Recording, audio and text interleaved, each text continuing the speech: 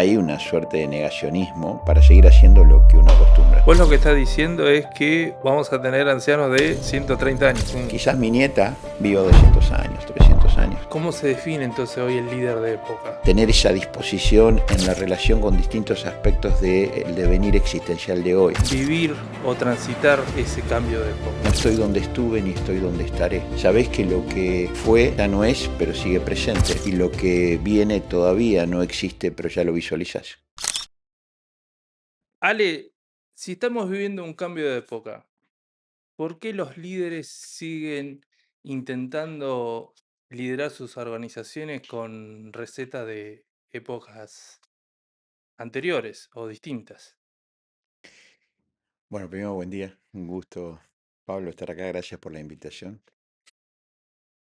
El tema del cambio de época, que partimos de recordar que no es simplemente una época de cambios.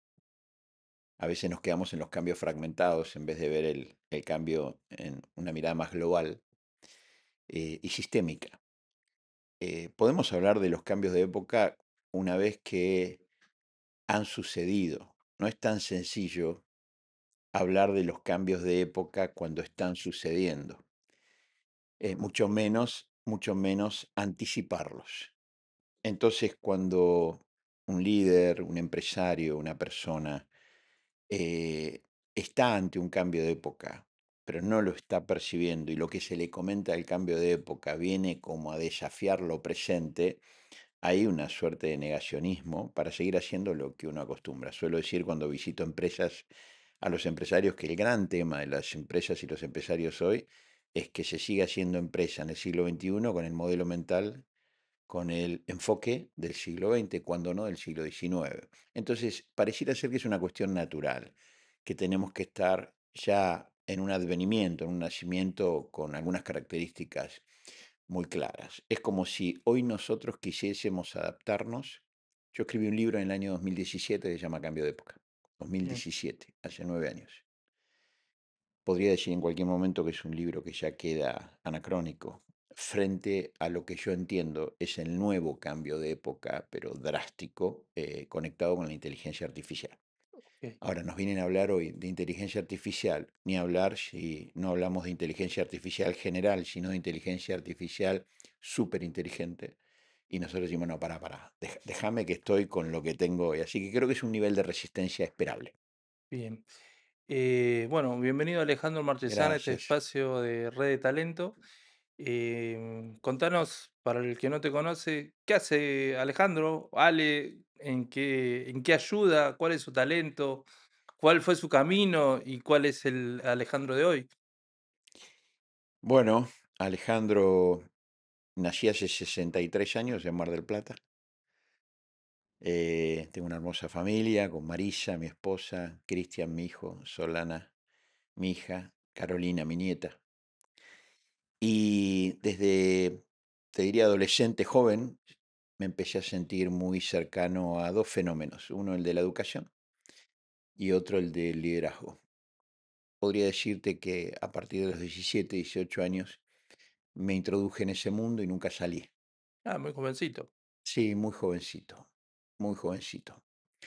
A los 18, 19 años ya estaba participando de conversaciones de liderazgo y a los 20, 21, 22 ya estaba participando en presentaciones de liderazgo. Así que me dediqué, te diría, 40 años de mi vida a este fenómeno, que creo que es un fenómeno humano y social y necesario el liderazgo, por más que ha hecho más mal que bien, probablemente muchas partes de la historia, sigue siendo un fenómeno necesario.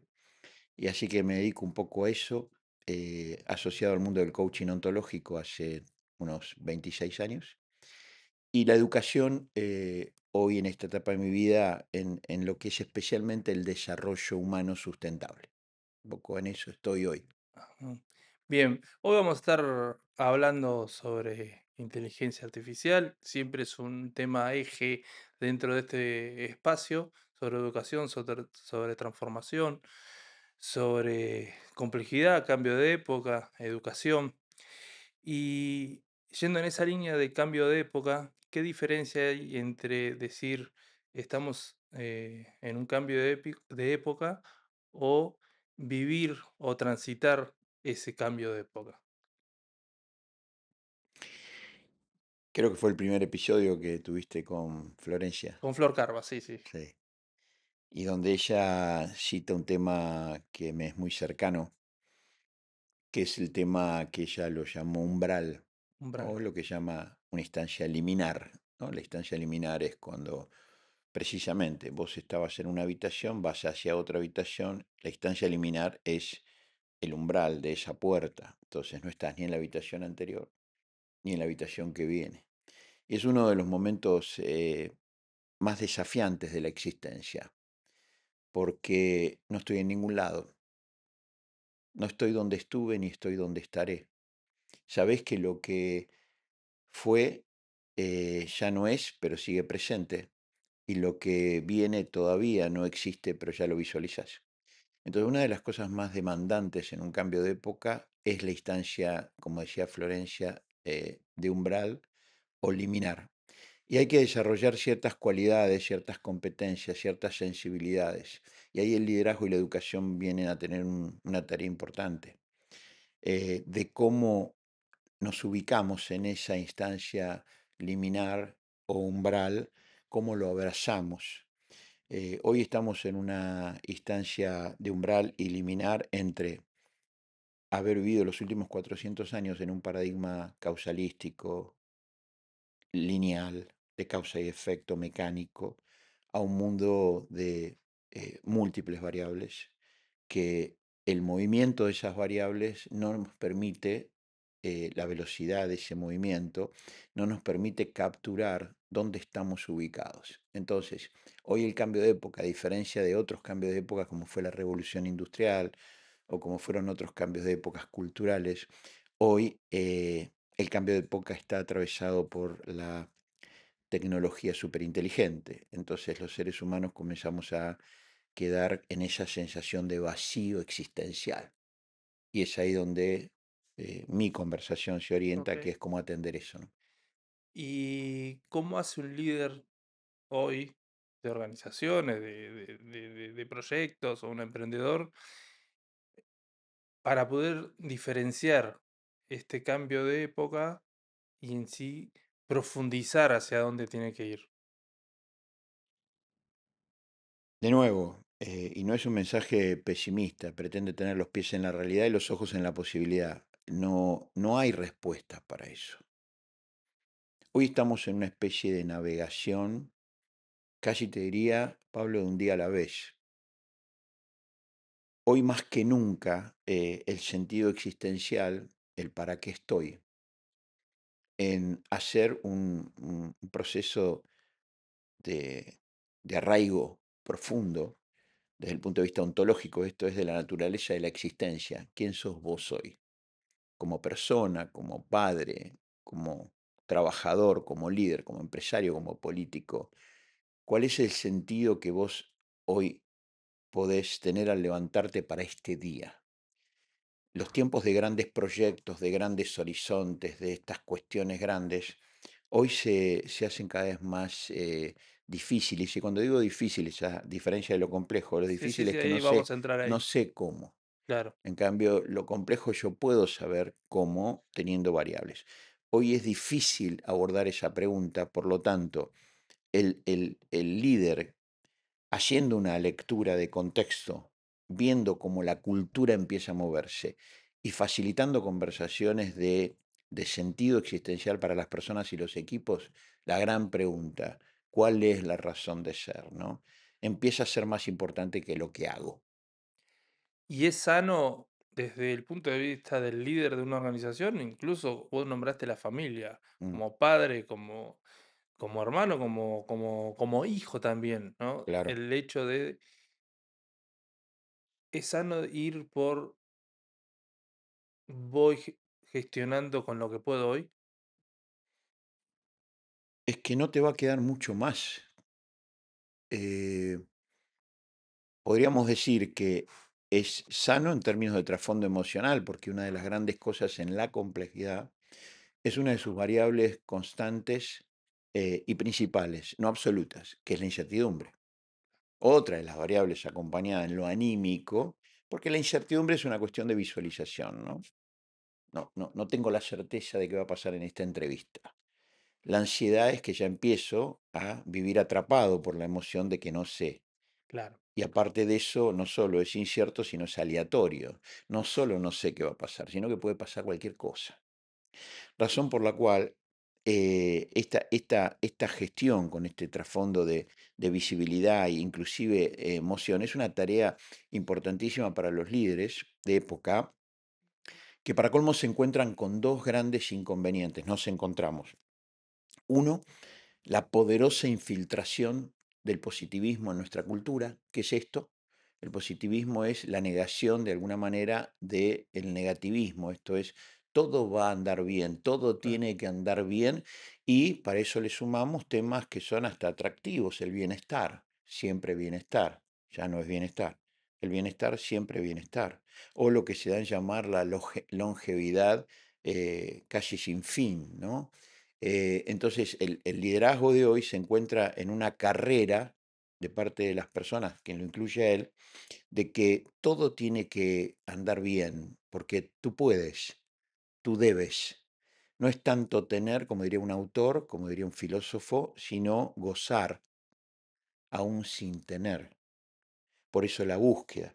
Y a eso se le suma un concepto, y con esto redondeo la idea, que vengo trabajando y desarrollando mucho en este último tiempo, que es lo que plantea un filósofo contemporáneo llamado Byung-Chul Han, que él habla del gran tema de cómo el positivismo como contracara requiere la algofobia. La algofobia es algo, fobia, algo, dolor, fobia, temor, miedo. Los seres humanos estamos desarrollando una profunda algofobia, que es la cuestión de que como le tememos al dolor porque nos aleja de la positividad, le empezamos a negar. Entonces, que no duela el dolor, ni propio ni ajeno, y eso conlleva una profunda insensibilidad humana. En síntesis, estamos ante uno de los más grandes desafíos que jamás la humanidad ha tenido, que es un desafío de deshumanización. Bien, profundo y me meto ahí con el hecho de, entonces, el líder de hoy o ese líder de época, ¿cómo se define entonces hoy el líder de época? ¿Qué habilidades tiene que tener? Algunas cuestiones que estamos compartiendo, desarrollando, eh, un líder que no es solamente un líder con apertura, llamemos si querés, epistemológica o comunicacional. ¿Qué quiere decir esto? Un líder con apertura en su escucha para ver el punto de vista diferente y que se conoce, o un líder con esa apertura que tiene que ver con que, bueno, las opiniones todas valen, sino un líder con una apertura más ontológica, más humana. Eh, Hoy el ser humano, en términos clásicos y medios, está en una instancia de umbral de cambio de época donde el sufrimiento se da en los distintos niveles etarios que vos te puedas imaginar. Manifiesto esto por comportamientos, por lo que llaman las enfermedades no transmisibles: angustia, hiperactividad, depresión, Parkinson, Alzheimer. El incremento que está habiendo en cáncer y en situaciones cardíacas es exponencial. Son las enfermedades de este siglo. Sí, es lo que Byung-Chul Han Mm, llama infartos del alma.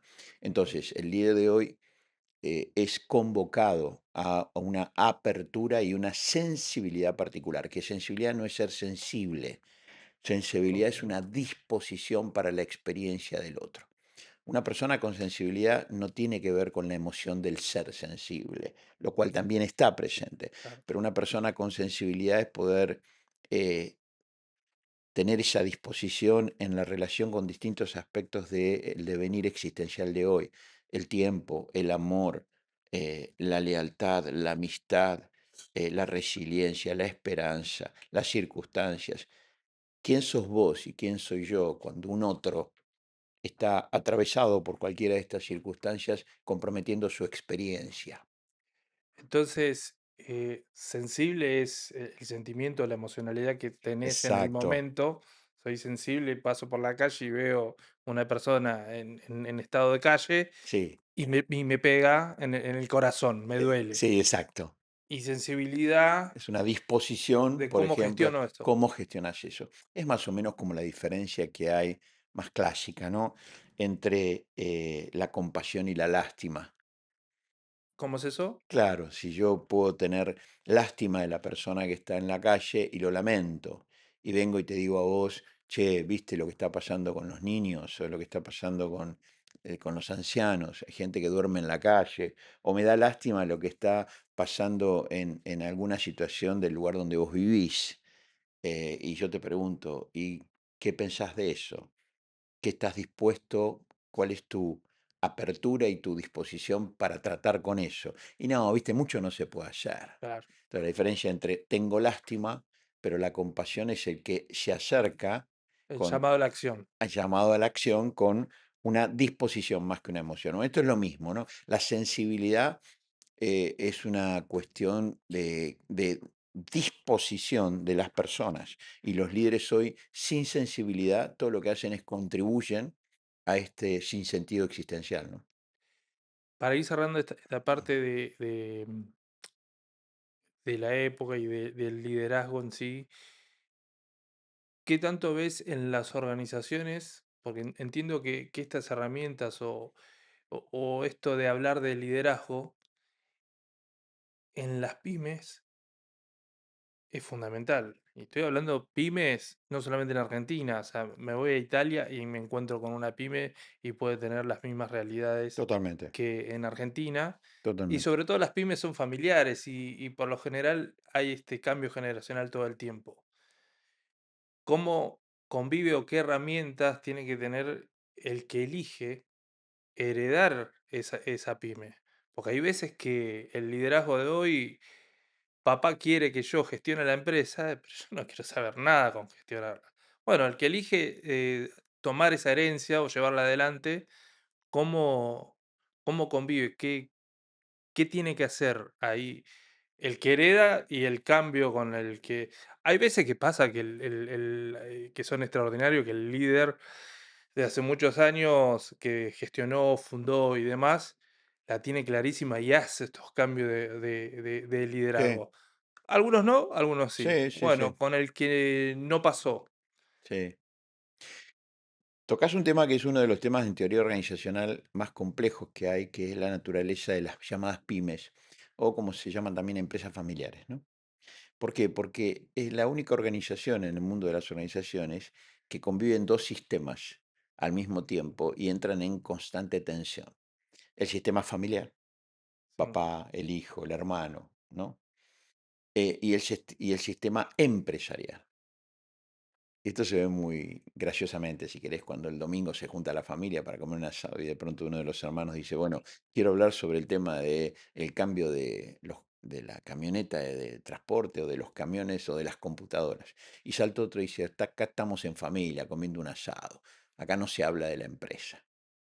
Bueno, momento tenso, ¿no? Están claro, chocando los dos sistemas. Y después van a la empresa el día lunes y cuando están por empezar una reunión de los accionistas, una hermana de la que está ahí dice, che, les quiero contar que ayer cuando salimos del almuerzo, Verónica o Fernanda tuvo una situación con la hija y salta al otro y le dice, no, acá de temas familiares no se habla, acá se habla de temas de empresa. Entonces, el tema de las empresas familiares o pymes es uno de los de mayor tensión y yo creo personalmente que mayor costo tienen frente a un cambio de época, que no es solo tecnológico, sino también de enfoque, de costumbre, de manera de trabajar con la gente, ¿no? Esa verticalidad que era tan importante. A diferencia de las empresas que son sociedades anónimas o que son de grandes accionistas internacionales, donde ahí hay procesos, hay protocolos y no hay mucho conflicto en este tema. Entonces, de pronto viene un formato de liderazgo que la vio y que lo empieza a compartir y fluye mucho más rápidamente, aunque las personas no lo entiendan, no importa, porque para eso estás, ¿no es claro. cierto? Entonces, hoy tenemos una situación muy desafiante y creo que ahí aquellos que trabajamos con liderazgo, facilitadores, coaches, educadores, el gran tema es el giro del enfoque, ¿no? Estamos como nunca con la necesidad de volver a ser. Hubo un filósofo alemán llamado Heidegger, que durante muchos años él dijo que ese sujeto que estaba alargado a la existencia y que la primera cosa que se daba cuenta ese sujeto era que estaba ante el riesgo de dejar de ser. El ser lanzado a la existencia deja de ser. Entonces hay que salvarlo a este ser. claro, ¿Y él qué propone? Bueno, que la vía de escape o de salvación para el sujeto que está expuesto al dejar de ser es la acción. Y él lo plantea muy claramente en su primera parte de su obra, y después, después de 1927, cuando presenta Ser y Tiempo, se da cuenta que la única salida para el ser no era la acción, era el ser. bien, Esto lo voy a llevar a inteligencia artificial, a ver si te okey, resulta más sencillo. dale, Los especialistas, no especialistas, los que solamente nos interesa, indagamos, estudiamos, investigamos, conversamos, pero no somos especialistas, como es mi caso. Soy un interesado curioso respecto al tema por el impacto que tiene en la humanización, o mejor dicho, en la deshumanización. Esto es más o menos como pensar que el gran tema de la IA, que probablemente en pocos años, ya hoy podría estar afectando el 60% de los empleos más clásicos, ya hoy. No está sucediendo, pero podría apretarse un botón para que esto sea así. Con todos los beneficios también que sí, tenemos, sí, ¿no? sí, sí, Está claro. Eh, pero que en pocos años más, quizás como dicen algunos especialistas, entre el 95 y el 99% de los empleos dejen de ser necesarios. Y vienen quienes dicen, bueno, esto se soluciona apagándola. Imposible, no se puede no se puede apagar. apagar. No se puede apagar. Esos agentes autónomos que generan todo esto, no los puedes apagar. Bueno, el tema es regulándolo. Salvo que no salvo que dejemos de tener energía, Bueno, y que ponele, es ¿no? otra discusión ahí. Claro, pero ahí también nos moriríamos por otras cosas, no por Claro, no tener IA, ¿no es cierto? Solucionamos un problema, pero nos morimos por el otro. Imaginemos que la idea es que el hacer, y a eso quería enfatizar, el hacer soluciona el inconveniente. claro, Eso es lo que planteaba Heidegger de alguna manera. El ujú, hacer salva al sujeto. Hoy sabemos muy claramente que no hay nada que se pueda hacer para impedir los avances, las consecuencias de lo que podría traer inteligencia artificial. Especialmente me refiero a la superinteligencia, no a la general. claro, Porque si a alguno vos le preguntabas a algún especialista, bueno, y si vos tuvieses un enchufe para desenchufar o inteligencia artificial, ¿la desenchufarías?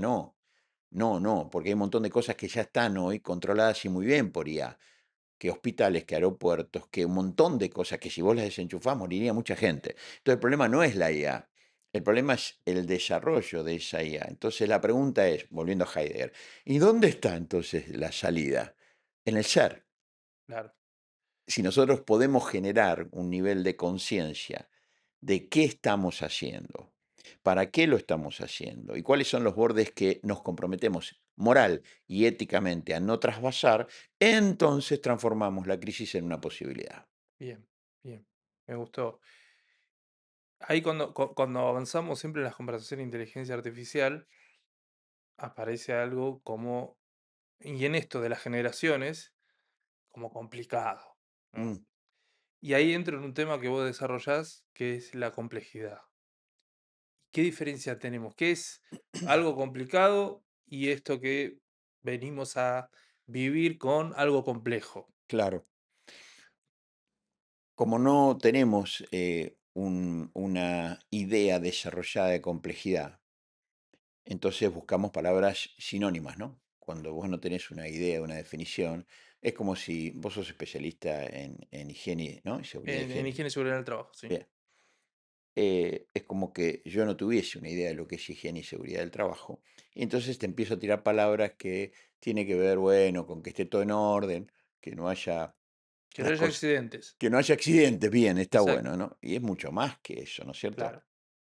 Esto es lo mismo, complejidad, cuando dicen, bueno, es lo complicado, es lo difícil, es lo intrincado, es lo rebuscado. La complejidad tiene aspectos de este tipo, difícil, complicado, rebuscado, intrincado, pero no definen la complejidad.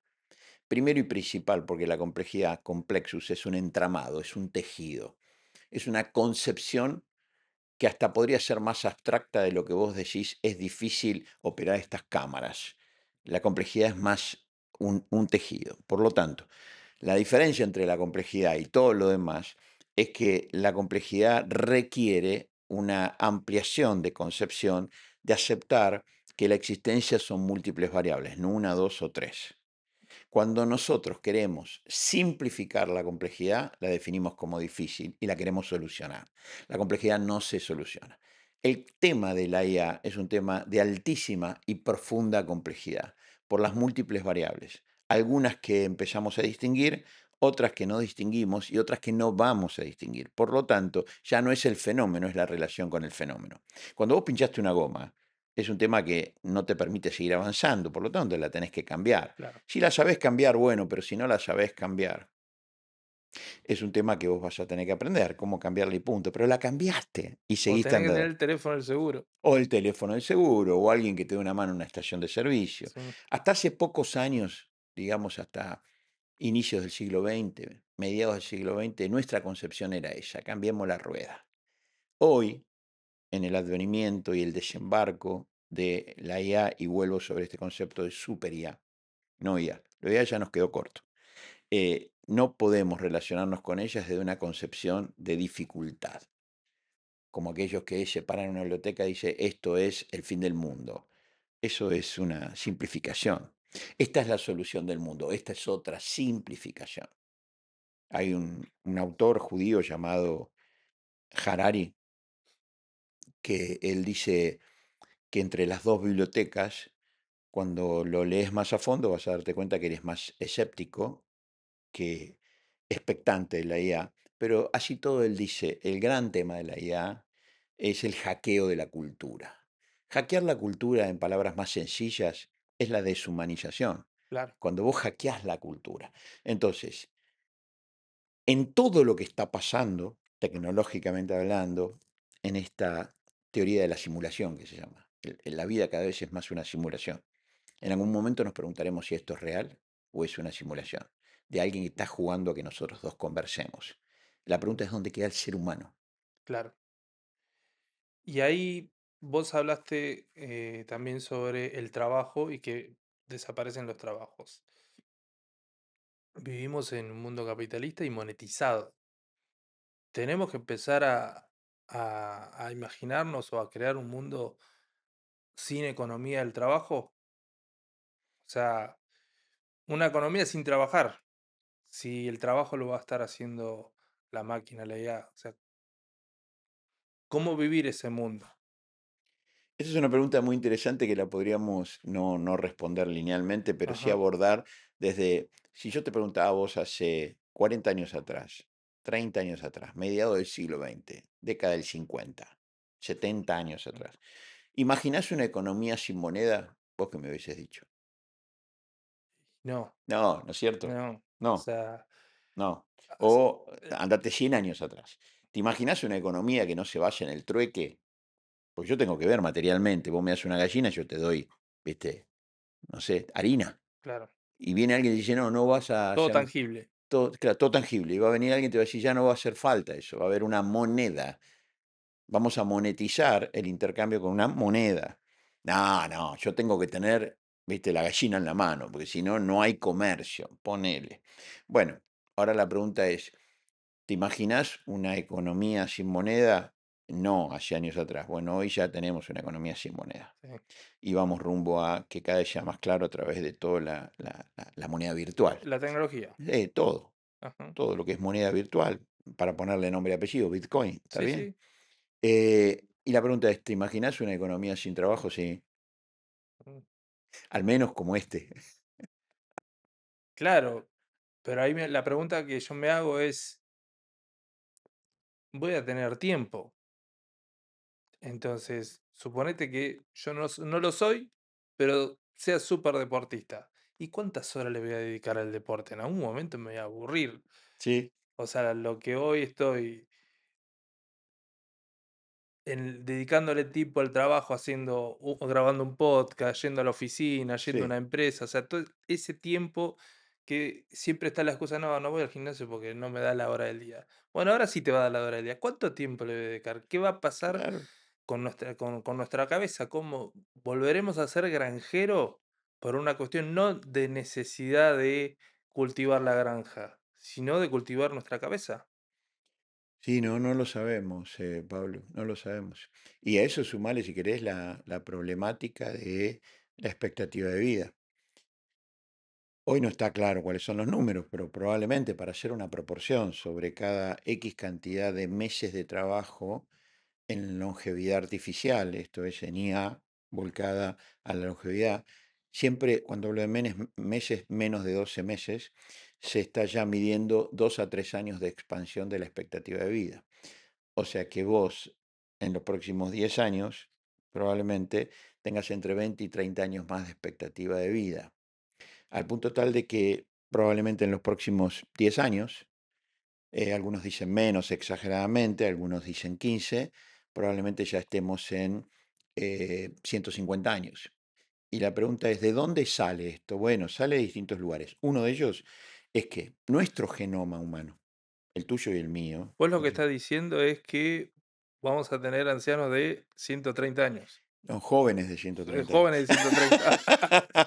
Vamos Sí, a tener, quizás mi nieta, yo tengo una nieta, sí, Carolina, de 10 años. sí. Quizás mi nieta viva 200 años, 300 años. Quizás vos y yo vivamos ciento y pico de años. Pues sí, pero ¿cómo? Si mira cómo estamos.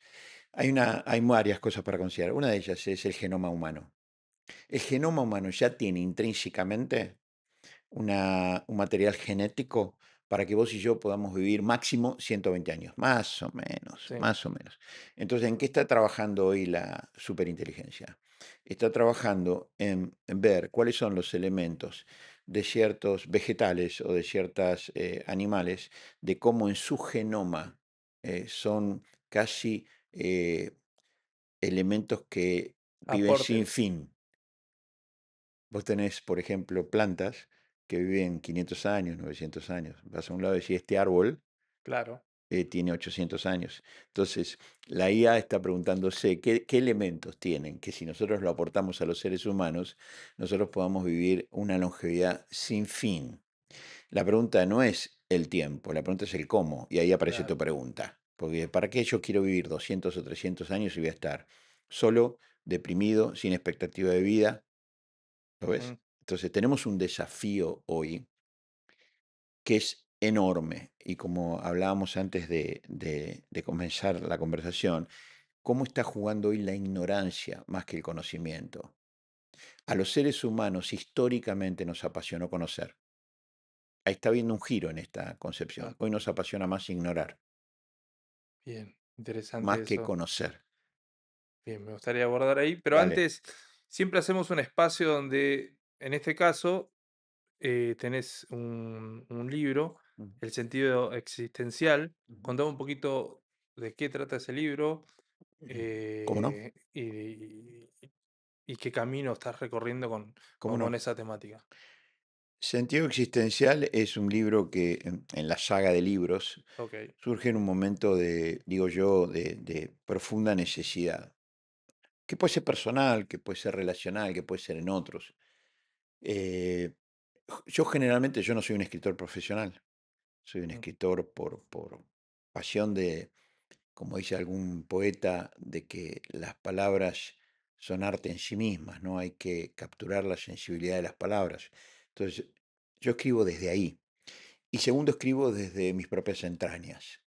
No ok, escribo porque entiendo que hay una necesidad que yo vengo a cubrir desde el más férreo espíritu marketinero. Escribo desde una necesidad personal.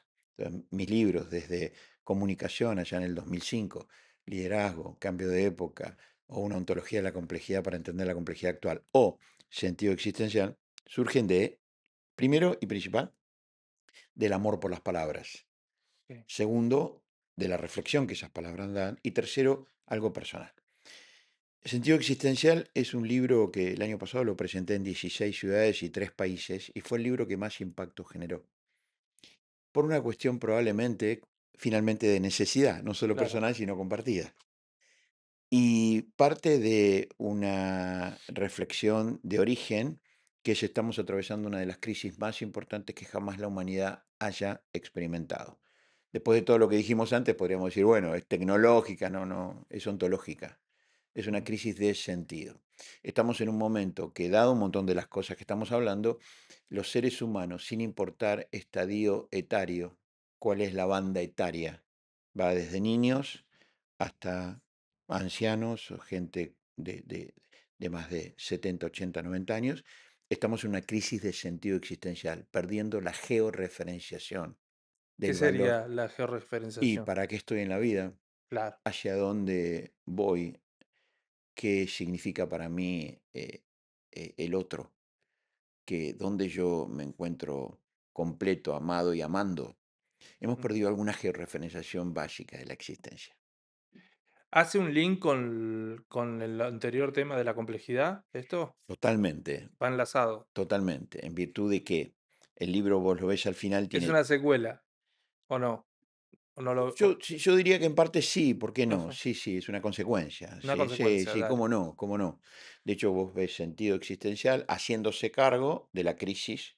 Ujú, Entonces, ya que vamos a hablar de crisis, vamos a dedicarle un poco de tiempo. Siempre cuento la anécdota que cuando estaba haciendo el doctorado en pensamiento complejo con la Multiversidad Edgar Morán, que acaba de fallecer, ajá. Edgar Morán, cumplía 105 años ahora el 8 de julio.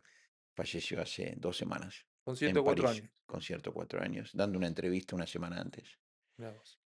Eh, y cuando estaba haciendo el doctorado, ya por el año 21, hace ya unos cuantos años, tuve un profesor cubano que él me dijo, ya estoy viendo por dónde viene tu tesis doctoral. Él ya la había visto. Mi tesis doctoral iba a venir por el tema de la crisis del hombre de época, del homo de época, lo que Morán llamaba el homo complexus, muy cognitivo, muy pasional, capaz de dar vida y capaz de matar, capaz de dar la vida por alguien, pero capaz de quitarse la misma vida. Esa cuestión de contradicción e incoherencia, ¿no? Entonces, Y yo me quedé. romántica a la vez. ¿Eh? Y romántica también. Totalmente, totalmente. Morán la llama hasta no solo alocada, sino romántica también. Sí. Entonces, este profesor, cuando vio que yo venía por ese lado, queriéndome hacer cargo de esta crisis existencial, me hizo un pedido. Me dijo, te voy a pedir una sola cosa, Alejandro, porque voy a seguir tu tesis, dice. La voy a seguir. Yo lo tenía de profesor en una materia, pero voy a seguir tu tesis. Cuando hables de crisis, te pido por favor hacer las cosas seriamente, me dijo. Le digo, ¿a qué te referís, Carlos? Carlos Delgado. Es que muchas veces veo tesis doctorales donde sacan una categoría, copian y pegan y no hacen un análisis. Y yo soy muy riguroso con eso. Si vas a hablar de crisis, no me copies y me pegues lo que todo el mundo dice de crisis, que es buena, que es mala, toda esa cuestión media inocente. Profundiza de qué querés hablar cuando hablas de crisis. Por eso la primera categoría Ok. para lo que es el sentido existencial, es la consideración de la crisis. ¿De qué hablamos cuando hablamos de que el hombre, la mujer, el homo de época, está en crisis existencial? Número uno. Número dos, hablo de un tema poco hablado, que no gusta, que molesta, que es la finitud. ¿Y qué sería eso? La ¿Sí? finitud como final, Ah, claro. ¿no? Y cuando yo digo finitud, la mayoría de las personas piensan en muerte. Exacto. Bueno, una cosa es la finitud del ciclo de la vida, esto es la muerte, y otra cosa es la finitud de ciclos en la vida. Mm, Cuando una persona fallece, muere, obviamente es finitud biológica. Pero cuando una persona se separa, sale de un trabajo, cambia, deja de ser ingeniero para ahora hacer biodanza, ¿qué hay? Una finitud, ¿está bien? Entonces, como diría un sociólogo francés que también falleció hace muy poco, Alain Tournier, él decía, por favor, el final de un mundo no es el fin del mundo. Y nosotros tenemos una concepción de vivir los finales como muy dramáticamente porque pensamos que es la muerte. ah, Entonces, esa segunda categoría trabaja la diferencia entre la muerte, y hablo de la muerte, tema que no nos gusta mucho hablar, sí, sí. y hablamos de la muerte coyuntural, Claro. circunstancial. Es como si vos fuiste empleado en relación de dependencia 20 años y hoy tenés tu propio trabajo. Es una finitud, una separación. ¿Está bien? Un cambio de régimen. Por ejemplo, hubo una elección este fin de semana en un país donde salen de un modelo de pensar la política a un modelo totalmente equidistante, antagónico. Que nos Eso es pasa a nosotros siempre eso, ¿no? todo el tiempo. Entonces es una finitud, ¿no es cierto? Claro. ¿Cómo nos paramos frente a la finitud? Y finalmente, después de crisis y finitud, el último punto a trabajar es la esperanza, Bien. diciendo, si es crisis y finitud, y ahí terminamos, listo, agarremos un glicín, nos cortamos las venas y nos dedicamos a otra cosa. Si la crisis y la finitud no están abrazadas a la esperanza, ahí es donde el sentido existencial se hace más grande, monstruoso. Ahora, la esperanza no tiene sentido si vos no tenés crisis y no tenés finitud. ¿Para qué necesitas esperanza si está todo bien? ¿Qué es lo que pasa hoy con la inteligencia artificial? Pone en jaque la esperanza de la humanidad. Y es ahí donde necesitamos trabajar. Hablamos de complejidad, hablaste de crisis, de finitud. La palabra caos o vivir en el caos, ¿entra dentro de estas palabras Claro, o cómo entra lo que es crisis y caos? muy bueno. Y te voy a agregar una tercera, catástrofe. Catástrofe. En la primera parte del libro hago una distinción entre crisis, caos y catástrofe. Distinción que llego gracias al pedido que me hace este profesor. Bien, Porque probablemente si yo no hubiese tenido este pedido, no profundizo el tema. Al profundizarlo desde una mirada sistémica, me di cuenta la diferencia entre la crisis, el caos y la catástrofe. Y ahí la idea de crisis es cuando en un contexto los elementos del contexto se mueven. Es como si viniésemos a este lugar, los muchachos que trabajan acá, que están acostumbrados a llegar y encontrarse con algo pasó que cambiaron los sillones del lugar, las luces, las cámaras, y ellos se encuentran en un estado de crisis. ¿Qué pasó? Las variables del contexto se movieron. Caos, cuando cambia el contexto. Ellos llegan, como llegan a la mañana para acá, okey, y resulta ser que ahora ya no hay un estudio de grabación como este. Acá hay otra cosa. Hay un estudio contable, hay claro, abogados, de pronto aprovechan los sillones y todo, pero no es un estudio de grabación. Eso es caótico, cambia el contexto. Y después está la catástrofe, cuando desaparece el contexto. claro. Cuando voy a la empresa y ya no están más, se No fueron. está más, cerraron. Mm, ¿Eh? Un tsunami, a mm, diferencia de un granizo, el claro, granizo te puede romper algunos vidrios, ¿sí? También el granizo puede volarte una siembra. Y cuando vos llegás, ya el contexto que era de siembra ya no está. Pero bueno, arreglarás algunas cosas y volverás a sembrar. Ahora, si te pasa un tsunami por encima y vos vas ahí y no reconoces el lugar, eso es catastrófico. Por lo tanto, en la complejidad es importante leer en qué estoy. Estoy en movimiento de variables, estoy en cambio de contexto, estoy en desaparición de contexto. Y no es negativo siempre, ¿eh? Porque imagínate que a vos te llaman mañana y te dicen, che, Pablo, tenemos una propuesta para que vayas a hacer todo lo que estás haciendo en contenidos y también en seguridad y higiene para irte a vivir un año a Nigeria. Te vamos a pagar $30.000 por mes, queremos que pongas en marcha la empresa y vos de pronto lo charlas con tu familia y deciden irse y llegás a Nigeria, te puedo asegurar que es una situación catastrófica, claro, no negativa, pero ya claro. no tenés los amigos, ya no va con Sí, la familia, cambió no solo el contexto, desapareció un contexto. Entonces, en la complejidad, los líderes necesitamos leer. Me pasa muchas veces que estoy en organizaciones, estoy en una reunión con gerentes o directores y entra uno preocupado, desesperado. ¿Y qué pasa? No sabes lo que pasó, un caos lo que está pasando. Y el caos es una situación de una variable que se está moviendo, pero emocionalmente lo miran como una pérdida profundamente. Viceversa, no, no es para tanto. mm, Los clientes se van a adaptar y está frente a una catástrofe. Está desapareciendo algo para los clientes que vos lo tomás como, quédate tranquilo. En la complejidad necesitamos hacer un relevamiento claro de los contextos y las bien, variables. Con esto redondeo. Venimos hablando de cambio hace 700 años antes de Cristo con Heráclito. sí. El cambio ya es un término viejo, anacrónico. Hoy ya el cambio cambió. Hoy lo que es constante es la crisis. Las variables se mueven todo el tiempo, todo el tiempo.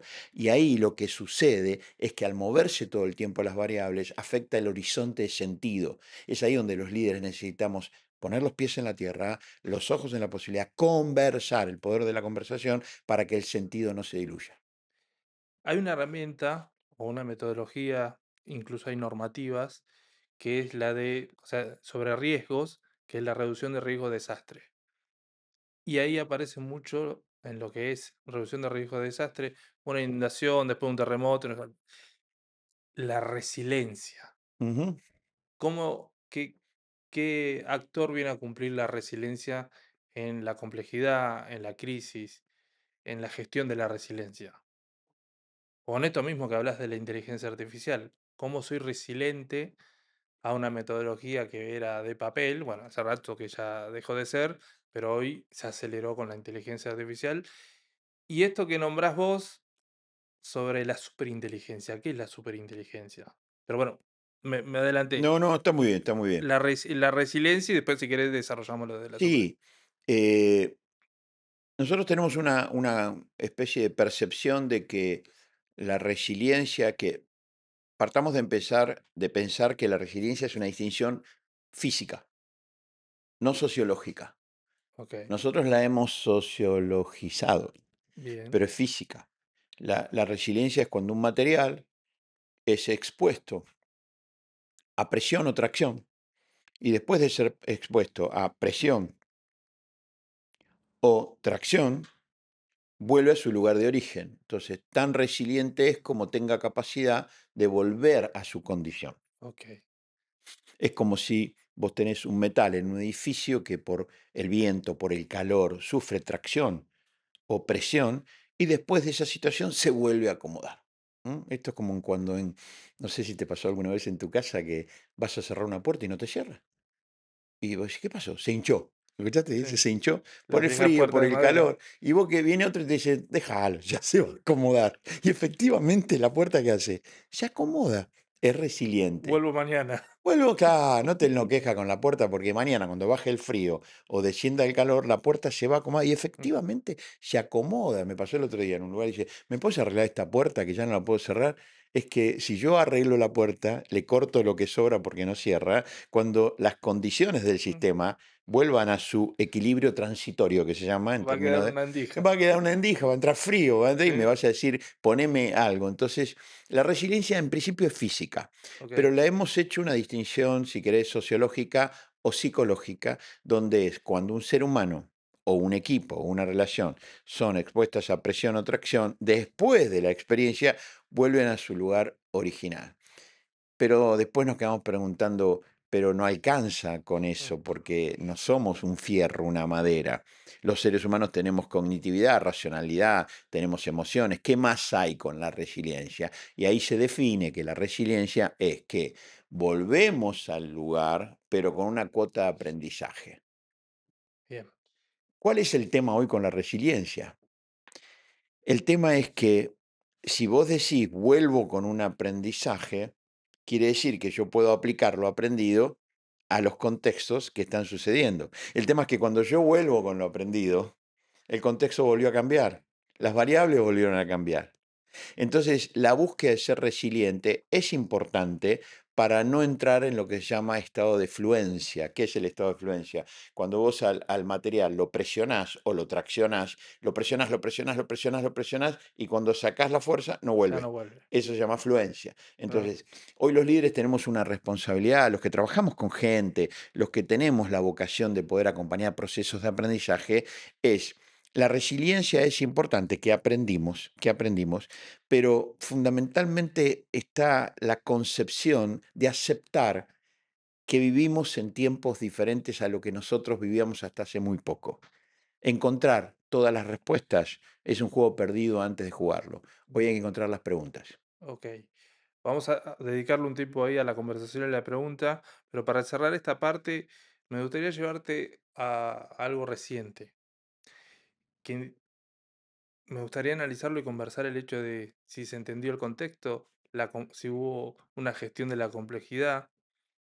Hace muy poquito fallece el Indio Solari y se hace el velatorio. Obviamente se esperaba multitud de gente. ¿Qué hubo ahí de sensibilidad o de lectura donde el público rockero, ponerle decir, o el público que va a recitar, no es muy amigo de la fuerza policial, entonces se tomó la decisión de que no estén los policías, sino que esté el bombero, el lugar que se eligió? ¿Fue casualidad o hubo una lectura del contexto y de la complejidad de cómo hacer ese velatorio, en ese lugar y que funcione bien? Bueno, alguien dijo alguna vez, por sus frutos los conoceréis, ¿no? Si vemos los frutos, uno podría decir, a diferencia de lo que fue, no sé si te acordás, el velatorio de Maradona, Claro, que tuvo serios sí, inconvenientes, uno podría decir, allá no hubo una buena lectura de contexto y acá sí hubo una buena lectura de contexto. Tu pregunta es tan interesante porque es de aplicabilidad directa a gestionar en la complejidad. La complejidad mm, no se gestiona como okey, si fuera un caso, un okey, objeto. Se gestiona en la complejidad. La complejidad no es un problema, hay problemas en la complejidad, que es diferente. Hoy la biblioteca está bastante repartida. Yo en el mundo de la complejidad a nivel latinoamericano he planteado este tema de corrernos de pensar que los complejólogos podemos dar soluciones a los problemas actuales. Lo que podemos hacer es invitar a la reflexión de cómo gestionar en la complejidad. Ok, Bueno, vamos a gestionar en la complejidad con este caso. Cuando hablamos de gestionar la complejidad, hay tres elementos importantes cuando vos hablas de complejidad local, ¿no? Una cosa es la complejidad global. Estamos hoy en un mundo donde tiene algunas guerras principales. En el 2020 había una complejidad global que era el COVID, claro. ¿no es cierto? Sí, Bien. sí. Entonces, dejando de lado la complejidad global, nos vamos a la local. Hay tres elementos para tener en cuenta. Primero, ¿cuál es el contexto? El contexto son las cosas. Es, por ejemplo, vamos a grabar en este lugar, que están las cámaras, los sillones, elementos más objetivos. Después está la complejidad local vista desde la cultura. ¿Cómo estos elementos forman cultura? Y finalmente, ¿cómo funciona todo esto? Si vamos a el ejemplo que das de lo que fue lo organizado para despedir al Indio Solari, fue, desde mi punto de vista, una interesante, por no decir muy productiva lectura, aunque no tengan los términos, ¿no? Sí, sí, sí, sí. De contexto, de cultura y de sistema. ¿Por qué? Contexto. ¿Cuántas personas van a venir siendo quien es la persona que van a Ah, despedir? Y vamos a andar no menos de 800.000 personas, un millón y medio. La verdad que perdemos la frontera, por lo tanto, no lo podemos hacer en un lugar pequeño y restringido. su último recital fue en Olavarría, que hubo accidente y 400.000 demás, y personas. de entre 400 y 500. No está bien definida, Con alguna, pero con, a- con con alguna, complejidades. con alguna situación, Con- ¿está bien? Sí, Que fue muy, muy especial. Cuando digo la complicación la suelen poner los seres humanos, ¿no? claro, Vos vas manejando por Panamericana y de pronto ves que viene uno en contramano. No la compliques, flaco. Ya es complejo manejar acá, cantidad de auto, velocidad, venís en contramano. La complicación es algo que solemos poner los seres humanos. Entonces, primera cosa, contexto. ¿Dónde va a ser desde el punto de vista de la posibilidad de recibir esa cantidad de personas? Y una cantidad de elementos que se tuvo en cuenta. Segundo, cultura. Están despidiendo a una persona que fue un ícono artístico, sin ninguna duda, pero cultural, de mensaje, que podés compartir o no, ¿eh? sí, ¿Está sí, sí, bien? está claro, Pero yo cuando leo la cultura digo, acá hay una cuestión culturalmente que a quien él le cantaba y quienes seguían a esta persona tenían afinidad con ciertos espacios de la comunidad y no tanto. Por ejemplo, lo que dijiste de la policía. claro. Por lo tanto, leo la cultura y digo, en vez de poner un regimiento de policía, convoco a personas que tienen que ver con esto. Y tercero, el sistema funcionando. Entonces, el hecho de que entro por un lado y salgo por el otro, por ejemplo, por decir Sí, eso, es un tema de sistema. Es decir, no vamos a poner 20 horas solamente para despedir donde todo sistémicamente se amontone y sea un caos. Que vengan a la hora que quieran, va a haber tiempo para lo que quieran. Y algunos que pensaban que iba a ser una semana, al final fueron 2 días. ¿Por claro. qué? Porque el sistema funcionó muy bien. Entonces ahí digo, quien pensó todo esto y lo organizó, aún sin saberlo, fue un complejólogo que tuvo en cuenta de gestionar en la complejidad y los resultados fueron excelentes. Bien. Cierro con esto. No gestiona la complejidad, se gestiona en la En la complejidad. complejidad, no Excelente. la en. Bien. Ese es uno de los movimientos, digo yo, más innovadores de mi relación con la complejidad, digo, la tuya, cualquiera, Ujú. de que es una cuestión de trato, no de definición. No me sirve de nada a mí definir la complejidad, de nada, Bien, para gestionarla. Me sirve tener en cuenta elementos de la complejidad, variables, el tejido para gestionar en ella, dado un atractor, un compromiso que va más allá de la complejidad, un objetivo estratégico. Entonces, no me importa tanto resolver la complejidad, me interesa hacer cumbre, claro. que es otra cosa. Excelente. Vamos a hacer lo más sencillo posible. Primero, insisto, no soy ni quiero ser, ni me interesa ser alguien que pueda hablar de inteligencia artificial, pero no puedo dejar de tomarlo como variable. ¿Está bien? Claro. Eh, Hoy la gran conversación que se está presentando en el tema de la inteligencia artificial es el desarrollo de lo que se llama agentes. Agentes. Agentes. Sí. Es la conversación entre agentes.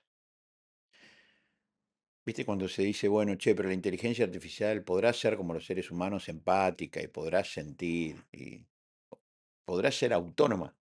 Porque el gran miedo que yo escucho y que tenemos es que lo que era una ficción, que era Terminator, algún día sea real.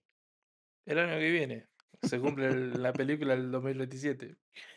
Eh, Quizás la pregunta no va por ese lado, pero sí va por la inquietud de decir, ¿y cuánta autonomía va a tener? Bueno, tanta autonomía y poder sobre lo humano como los agentes se desarrollen. ¿Qué es un agente? Podía ser un bot, podía ser un algoritmo. Hace 2 o 3 semanas atrás se dio a conocer una instancia donde hay una especie de chat de bot. ¿Que es un bot? Un algoritmo, creado por los seres humanos. Claro, Donde empezó generándose este espacio, se metieron algunos algoritmos y eran al principio 20, 30, 40, 50. En poco tiempo más eran 500, en poco tiempo más eran 3000. ¿Y qué hacían? Conversaban entre ellos.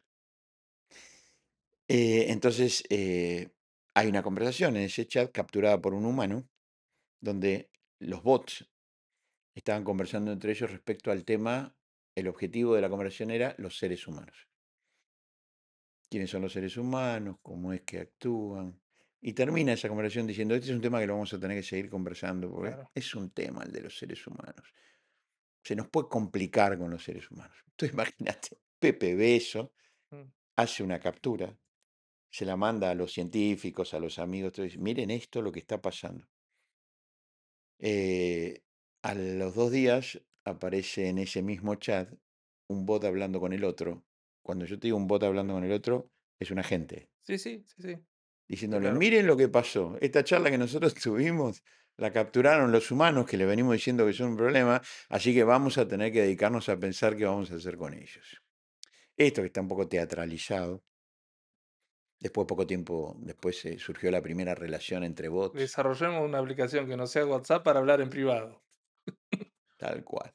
Y la conclusión es vamos a tener que dedicarle tiempo porque pueden ser un problema los seres Mm, humanos. Entonces, a lo que voy es, esta superinteligencia que va a ser capaz de resolver un cáncer en 48 horas, no vas a tener que usar anteojos porque te va a resolver el tema de la visión. de la visión a corto, a largo plazo.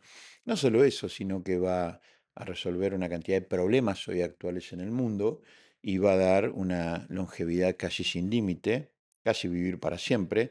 Al mismo tiempo, eh, su objetivo es la dominación. Entonces, cuando hablamos de superinteligencia, es una inteligencia que esté por encima, definitivamente, de la posibilidad de que los seres humanos tengan algún tipo de control. De eso hablamos. Bien. Me gustaría avanzar o profundizar un poquito más en el tema del liderazgo. Hablamos esto del indio, que bueno, alguien lideró esto. Alguien está liderando estos bots. ¿Conoces la serie de New Amsterdam? ¿No? Es una serie americana Ajá, que transcurre en Nueva York ajá. y aparece un nuevo director del hospital. No la conozco. Eh, y el nuevo director del hospital se caracteriza por ¿qué necesitas? Es el director del hospital. Y cada vez que hay una complejidad, pensemos salas de emergencia, Sí, todo el tiempo hay complejidad. claro. Su accionar es ¿qué necesitas? Can I help you? El tipo va y le dice, ¿puedo ayudarte? Claro, ¿qué necesitas? Típica frase de Exacto. servicio. Y ahí donde quiero ir. Vos nombrás en artículos, en la escuela, este rol del líder en servicio, que no es el líder Jerárquico, jerárquico que posicionado. manda indicadores y demás. ¿Cómo es ser un líder de servicio o qué debería ser, o sea, en qué debería notarse el líder de servicio? ¿Es este muchacho de Nueva Ámsterdam que donde dice el director del hospital qué necesitas Mm. o es mucho más que eso? Bueno, me gustaría conversar con ese director para poder Te fuiste responderte a ver la con serie. argumento, pero cuando yo desarrollo el libro se llama El líder que sirve, Sí, que va por su 15 edición. bien, felicitaciones. Gracias. El gran despegue de esa propuesta en relación a lo que teníamos era que el líder que teníamos hasta ese momento era el líder jerárquico, los hombres no lloran, los líderes que parece que son solo hombres tampoco lloran, líder duro, mandatorio, jerárquico, el líder que pensaba mejor de él que de la gente y que la gente tenía que pensar mejor de él. Entonces, yo produzco en el año 2009, de esto va a ser 20 años en Sí, el 29, muy poco, poquísimo en una historia, pero muy importante para un desarrollo, que el líder que nos sirve como líder, y la pregunta es, ¿en qué buscamos que sirva? claro, ¿No? De una manera, hasta, si querés, más utilitaria. Y yo planteo ahí la doble acepción del líder que sirve, que creo que al día de hoy, casi 20 años después, no solo sigue teniendo vigencia, sino necesidad más que lo que veíamos hace 20 años atrás. Servir en dos aspectos. Uno, estar a disposición de las personas. ¿Qué necesitas? claro, Sería eso. eh, que quizás es escucharlo, quizás es compartir, quizás es lo que sea. ¿Qué necesitas? Estoy a disposición. Sensibilidad, no solo ser sensible. Y segundo, la acepción no ya de las personas, sino de los procesos, las acciones y los resultados. Un líder que sirve es aquel que genera valor agregado. Entonces yo puedo tener una persona que es muy buena con la gente, pero no genera valor agregado. Los muchachos acá son macanudos, me atendieron bárbaro, me ofrecieron un té muy bueno, pero resulta ser que después el producto es deficiente, ¿viste? No se escucha, sale pixelado, hay mucho ruido, es decir, bueno, todo bien, los muchachos son macanudos, pero el producto, entre comillas, no sirve. Al revés, te garantizo que eso no pasa con los no chicos, lo vi, lo que vi son de primera. Y al revés, vengo acá, los productos son impecables, pero cuando a la mañana que yo vine con la voz un poco tomada, que todavía la tengo tomada, le digo, ¿serías tan amable de ofrecerme un té? Sí, por supuesto, me dijo, fue y lo buscó. Me contesta, no, acá no estamos para eso. Acá nosotros Ah, grabamos. Nosotros no tenemos té. claro, Entonces voy a decir, pucha, muy eficaces en cuanto al resultado, por no decir efectivos, pero poco sensibles como sensibilidad para la relación con las personas. Entonces, un líder que sirve para mí es aquel que está comprometido a generar valor humano y de valor en cuanto a los resultados. Si vos tenés en cualquier organización personas con sensibilidad y capacidad de hacer que las cosas pasen, y hoy el mundo necesita líderes en servicio, fíjate en la política, ¿no? Nosotros tenemos personas que parece que saben lo que están haciendo y lo están haciendo y algunos resultados aparecen, pero generan, viste, confrontación, generan más grieta de la que queremos salir, generan, viste, todo el tiempo violencia de distintos aspectos. Entonces, vos decís, me sirve a mí un tipo que me acomode alguna cuestión procesal, económica, de stock, si querés, claro. pero la gente está confrontada, no me sirve. Me sirve un país que la gente esté todo bien, viste, va todo para arriba, viste, viva la paz, pero nos morimos de hambre. No. El político de hoy necesita más que nunca unir gente con resultados. Ser un líder de servicio. Eh, Y ahí cuando hablas de resultados, tenés una frase también en tu contenido educativo sobre mi relación, ¿no? Los resultados que tengo con la relación que me permite tenerlo. Sí, el axioma es nadie obtiene mayores resultados que lo que sus relaciones le permiten. Exacto, No, ¿no? vos y yo estamos acá en base a un cierto plafón de relación. Si vos no me hubieses conocido, yo no te hubiese conocido a vos, si no hubiese un afecto básico y un respeto, no estaríamos acá. Después, qué fue lo que pasó y qué está pasando, es un tema que tiene como base un concepto relacional. Bien. Eh, Metámonos en el liderazgo en las organizaciones y qué pasa en las organizaciones y en la conversación. Y esta otra frase, ¿no? Que un mundo diferente está una conversación de distancia. Ujú, ¿Cuál es la necesidad de esa frase entrar en las organizaciones? ¿Qué tanto hace falta la conversación para que mi organización sea diferente? ujú. Nosotros venimos hablando de algunos inconvenientes que está pasando hoy la humanidad, ¿no? Y el mundo. La humanidad como personas, el mundo como hábitat. Mm, Y llega un momento que tenemos una especie de necesidad o de desesperación de decir, che, si esto pudiésemos darlo vuelta, para que sea más sustentable, más habitable, ¿por dónde entramos? ¿Cuál es la puerta para golpear? Bueno, habrá un montón. Yo digo que hay una que es clave, que es la puerta de la conversación. Y cuando nos metemos en la conversación aparecen dos elementos. Nuestra disposición, sensibilidad para escucharnos y nuestra disposición, sensibilidad para hacer uso del lenguaje, palabras. claro, En síntesis, los dos insumos importantes de una conversación son las palabras y la escucha. Si hubiese algún botón, Pablo, que pudiésemos apretar para que, yo te diría, por 6 meses, un año, pudiésemos conversar de una manera diferente a la que estamos conversando, nosotros tenemos un futuro auspicioso como humanidad.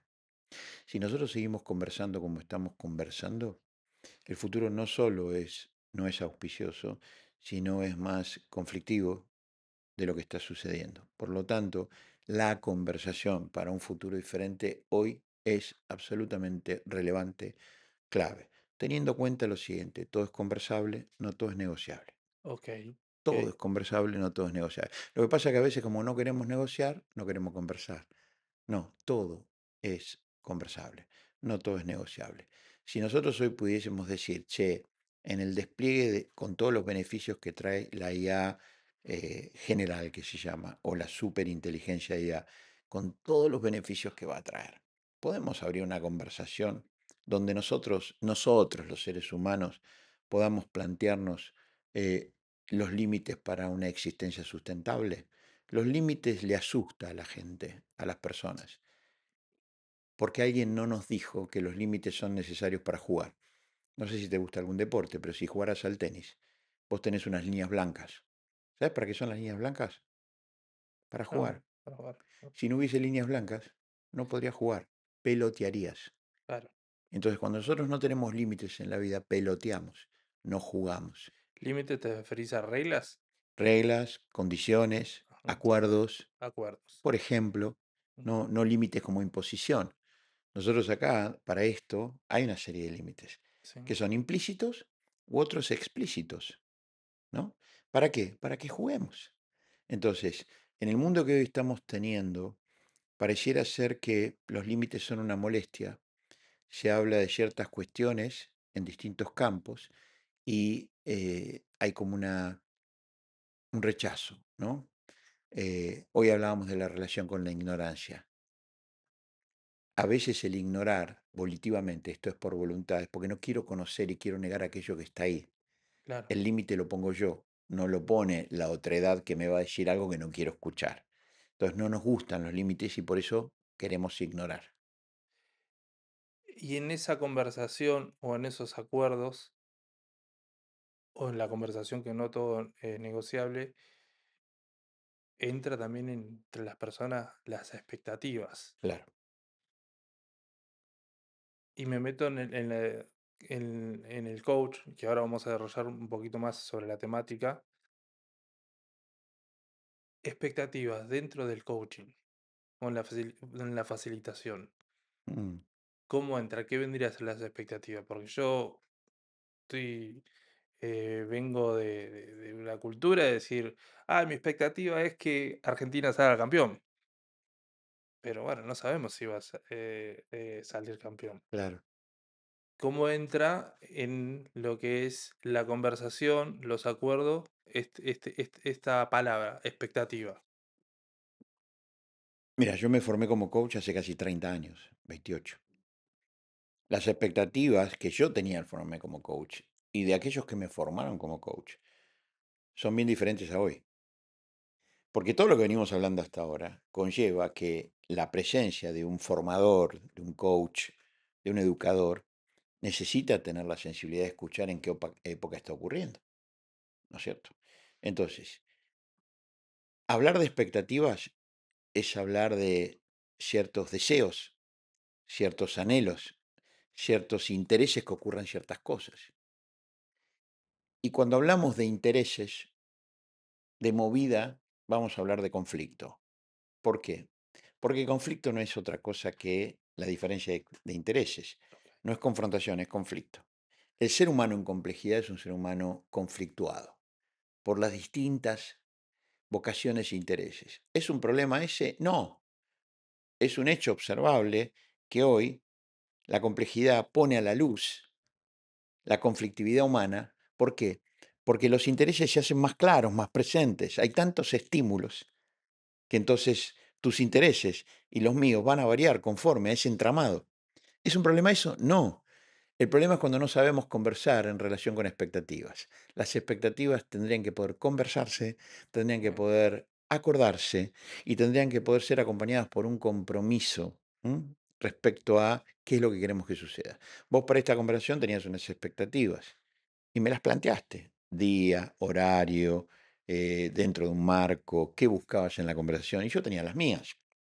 La expectativa Conversamos. no es un pensamiento mío. Todo tuyo, en Es principio, claro, en relación conmigo en este caso, claro, ¿está bien? Vos venís acá a grabar, ¿por qué? Porque probablemente este lugar responde a tus expectativas, cómo te atienden el lugar, lo cordial, lo ameno, lo confortable, ¿se entiende? Si hubiese ruidos todo el tiempo, que suena el teléfono, que ves una persona hablando en el fondo, probablemente vos decís, no reúne mis expectativas, ¿se entiende? bien. Entonces, el tema de expectativas hoy tiene una vivencia, ¿eh? Somos seres expectantes.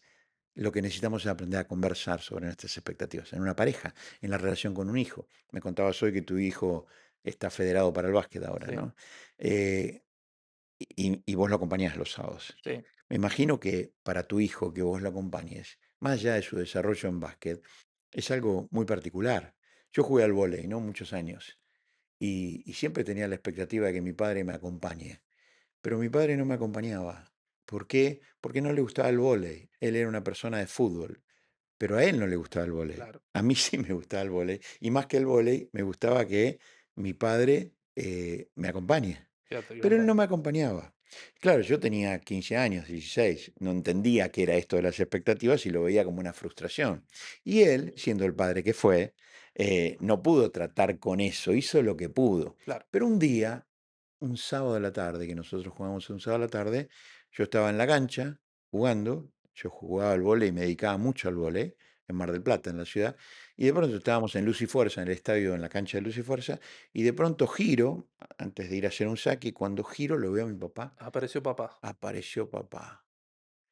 Y es como que algo debe haber entendido él de lo importante que era para mí que él estuviera. Y ese fue uno de los días más inolvidables de mi vida. ¿Por qué? Porque él atendió una expectativa mía personal. Y como yo después entendía lo que era para él el fútbol, había sido jugador de fútbol, pude, después de esa situación, decirle, papá, no te das problema, viniste, fue muy lindo para mí, yo sé lo que significa juntarte con tus amigos, no te hagas problema. En todo caso, si alguna vez hay una final de un torneo, te lo aviso. Sí, avísame con tiempo. Y otra vez vino una final de un torneo. Entonces, con nuestras carencias, pudimos conversar de expectativas Ok, y acordaron. y acordamos. Y fuimos en ese sentido una relación padre-hijo que estuvo en paz en ese dominio. Entonces Ujú, necesitamos charlar con nuestros hijos, con nuestras parejas, con nuestros jefes. Necesitamos charlar con expectativas. Imagínate los políticos de hoy, ¿no? Si tuvieran esta distinción. Escucharan a la gente desde sus expectativas, no desde lo que ellos creen que tienen que resolver. Porque el político clásico de hoy, ¿qué piensa? Que él sabe lo que hay que hacer para claro. resolver los problemas de la gente. Pero quizás eso hay que resolverlo, pero escuchar la expectativa. Muy importante. Bien. Ale, me gustaría desarrollar hoy, eh, pongamos que es una definición mía o por lo que escucho yo o por mi experiencia, como que la palabra coaching Ujú, en algunos aspectos bajó el valor. ujú. Permitime hacer ese juicio. Pero bienvenido. Em, Porque está el coaching deportivo, está Claro, el coach musical, el coach. claro, Entonces, formaciones de coach de 2 meses, convertirte en coach en 2 meses. em, Coach a distancia totalmente asincrónico. totalmente. ¿Qué es el coach ontológico y qué es formarse Mm. como un coach ontológico? Me hubieses hecho esta pregunta hace 4 o 5 años y te hubiese respondido de una manera totalmente distinta como te voy a responder hoy. Nosotros en el SEOP, el Centro de Entrenamiento Ontológico y Profesional, ya hace unos 2 o 3 años, venimos en un proceso de migración, de desplazamiento, de transformación, no como objetivo, sino como devenir, Ujú. donde hemos resignificado el coaching ontológico a la luz de todo lo que estamos hablando. Bien, Nosotros venimos de un coaching ontológico que tuvo la infiltración del positivismo, donde lo que importa es ganar, lo que importa es la acción, lo que importa es llegar al resultado.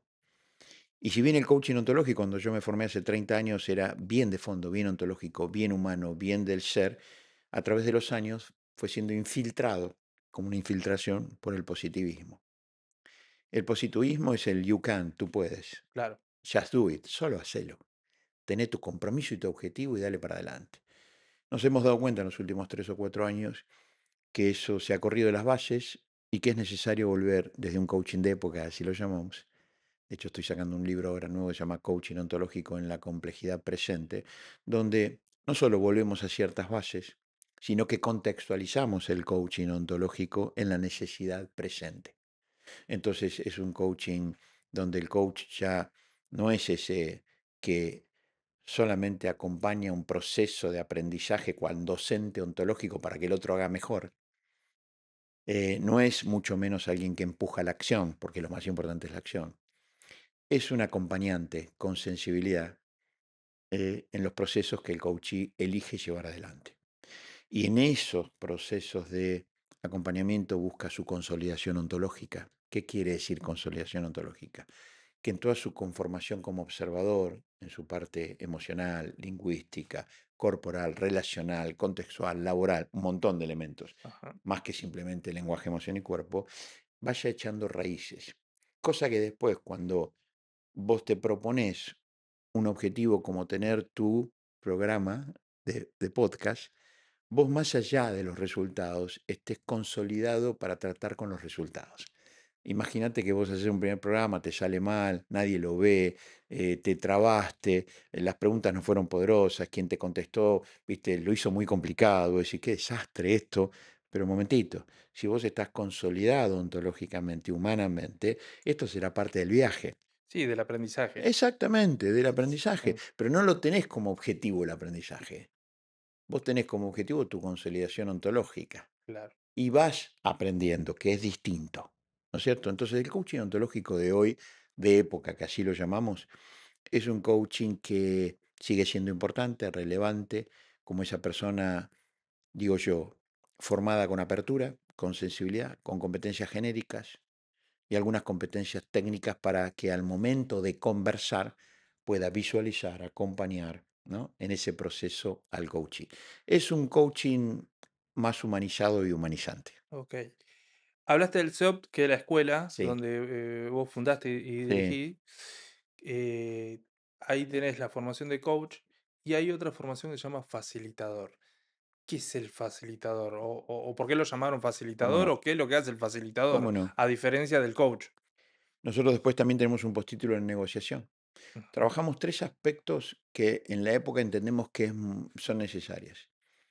El coaching ontológico es una propuesta de desarrollo humano para lo personal primero, dado que nadie puede dar lo que no tiene, mucho menos lo que no es. Por eso Exacto. la formación son 2 años. Un primer año muy trabajo con vos, ¿no? Con uno mismo. Para después, desde quién sos, tener que dar, desde lo que sos y de lo que has aprendido. Entonces esa formación dura 2 años y está especialmente vocacionada a trabajar con la otredad. Ok, ¿qué Es sería la la- otra persona. Ok. La otredad es el otro. Entonces, un coach ontológico formado en nuestra escuela es esa persona con apertura, con sensibilidad, con competencias, para que cuando conversa con otra persona pueda escuchar su crisis de sentido existencial, pueda asistirla para buscar su consolidación ontológica y, por supuesto, también para atender sus anhelos, sus deseos, sus objetivos. Es más personal, ¿está bien? Después hay situaciones en las organizaciones donde la facilitación que es esa persona formada después de haber sido coach, de asistir a otras personas en procesos de conversación, de acuerdo, tienen un objetivo común pero les está costando llegar, lo que llamamos entregable, un puerto de llegada. exacto. Entonces, un facilitador es aquella persona que con formación de coaching ontológico es capaz de asistir procesos conversacionales para la búsqueda de un objetivo común, trabajando en el encuentro, trabajando en la comunicación. Entonces, es una persona que con 6 meses más, después de haber sido coach, que se llama especialización, es facilitador. Lo hemos separado. Antes lo teníamos juntos, ahora lo hemos separado. Primero coach, después facilitador. Y después tenemos un postítulo que se llama negociación productiva sustentable, donde cuál es el elemento principal de un coach ontológico para que haya coaching. Decimos nosotros el compromiso del coachee, del otro. Sin Bien. compromiso yo no te puedo coachar. Ahí definime para los que no conocen el El vocabulario. El término. coach es el que hace la formación y es Sí. el coach, y nombraste el coachee. Coach es el otro, el que es asistido. Ok, El coach es el que, coach en inglés que decía entrenador, sí, es el que hace un proceso de acompañamiento en el entrenamiento de ese sujeto, de ese ser humano. El coachee es el otro, el que es asistido. Y el ujú, coaching es la práctica, bien, ¿eh? Es la disciplina, si querés. ¿Está bien? exacto. Después tenés la facilitación, que es el facilitador, el que. Lo que en la jerga o por ahí se escucha, estás coachado, te están coachando. Exacto, muy usado en la política que ahí se escucha como que alguien te dijo qué tenés que hacer, Claro, cómo pararte, qué bien salió esta entrevista, ¿no? sí, Y están los dos coachados. sí, ¿Qué ¿quién quiere es decir el los que dos coachados? coachó? Y que le dijeron cuándo tenía que moverse, cuándo se tenía que reír, cuándo tenía que ser más serio, está coachado. Nada que ver con el coaching ontológico. Bien, Por eso muy digo, clara la definición. el elemento principal del coaching ontológico es el compromiso. Yo necesito escuchar tu vocación de ser acompañado, de ser asistido. Dado algo en particular, vos decís, mira, estoy en este momento interesado en ser asistido para la relación con mi hijo, o con mi pareja, o con mi trabajo. Estoy saliendo de la relación de dependencia y quiero ir al ámbito autónomo. Necesito que me acompañes en las conversaciones, en la reflexión. Quiero estar consolidado ontológicamente. ¿Y qué diferencia hay en eso de busco un espacio porque quiero hacer un cambio o quiero, no sé, quiero mejorar mi relación, mi conversación con mi familia, Sí.